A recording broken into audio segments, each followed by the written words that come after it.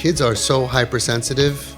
On Sunday on the international Zoom, a mother told her daughter, I love everybody. I'm very loving. I'm very accepting. I'm tolerant of all of your friends.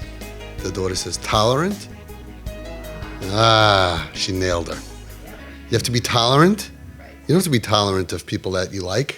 You have to be tolerant of people who are annoying. So you're tolerating us. I'm like, wow, she got you. Pulled over by the cop, speeding. Right? Because everybody, it sounds like good, right?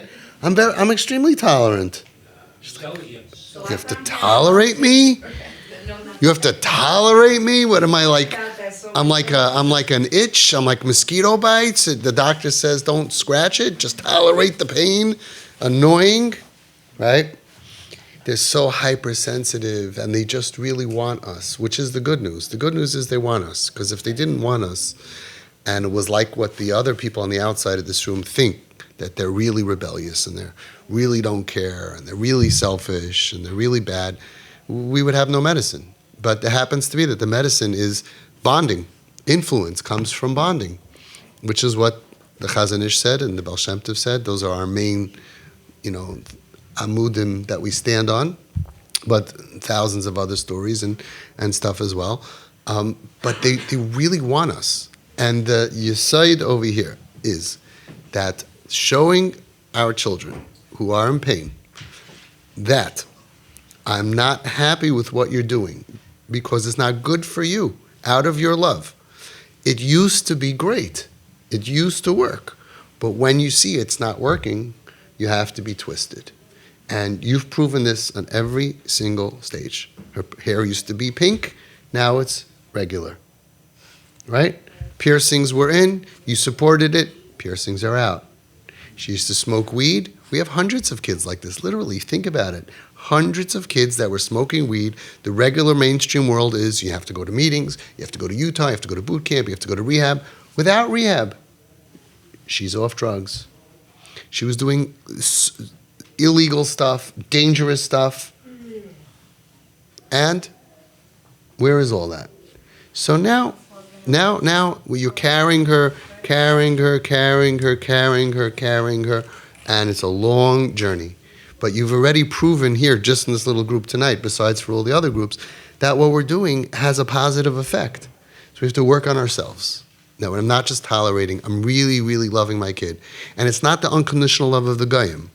The Goyim say you have to really be happy that they should be however. No, we know that they're in pain.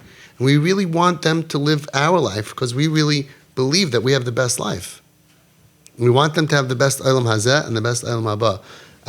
My friend who just left before, so he's such a tzaddik, and he put a filter on his phone. So I told him, wow, I can't imagine your Olam Haba. He said, no, not Olam Haba, Olam Hazeh. Wow. This is a better life to have a filter on your phone. It's a better life to be Shomer Shabbat. It's a better life to eat kosher, to keep Torah mitzvahs. We believe we have a better life. So we want them to have a better Olam Haba, of course, but we want them to have a better Olam Hazeh and to have a life that they'll be proud of.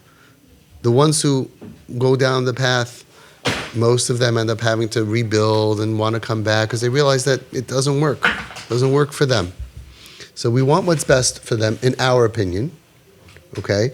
But we're not going to impose our opinion on them because that pushes people away, and that's not part of anything that can work. The only thing we can do is what our...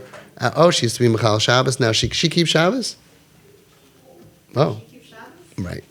Yeah. A sheitel, a wedding, a chuppah. Okay, so Mitzvah Hashem, we have to just stick to what we've seen work. To be very, very, in our hearts, very makabel and accepting without judging people, why they're this way, how come they're this way, trying to micromanage them and change them, even though it's out of love. Even though it's totally out of my concern and love, it pushes them away. We have a lot of parents that they're so concerned their kids are smoking cigarettes, right? Regular kids, right? So they yell at them and they scream at them. No kids stop because of that. Because you know why it says why you don't make a bracha shechianu on your first cigarette. It's always in the bathroom, right? I'll tell you a statistic. 100% of kids who start smoking are doing it against their parents' will. even if the parents are smokers, which is parents are smokers, right? So we know what doesn't work, and we try to do what works.